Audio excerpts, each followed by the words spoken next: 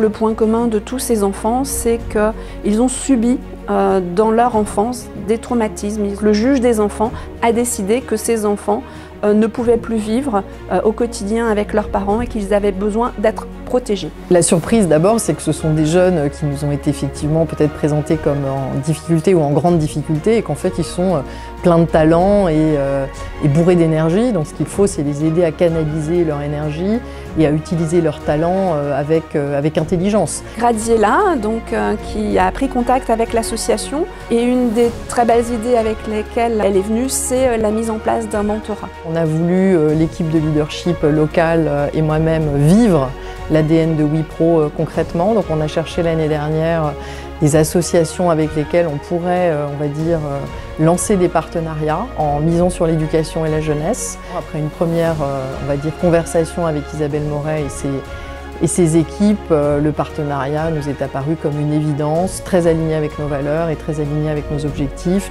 d'équilibre entre la performance et la raison d'être. Le fait que des personnes avec ce niveau de responsabilité acceptent de prendre du temps dans la durée, c'est quelque chose qui est valorisant pour eux et qui leur donne confiance en eux. Donc c'est une rencontre entre un jeune et un collaborateur de WePro, 5 séances au minimum, et ça leur permet de se projeter demain dans un premier job, dans une vie professionnelle. Notre patron Europe, par exemple, a décidé d'être mentor, donc on a des gens, voilà, une personne du board, donc c'est vraiment du très très haut niveau. Je fais partie de cette équipe de mentors aussi, mais on a des gens qui sont opérationnels, donc qui sont des consultants, des ingénieurs, des gens des fonctions support également. Et donc ils ont effectivement beaucoup de travail à faire aussi de leur côté pour que la transmission des savoirs se passe bien. Donc il y a un apprentissage mutuel, je dirais. Ça, c'était une belle surprise.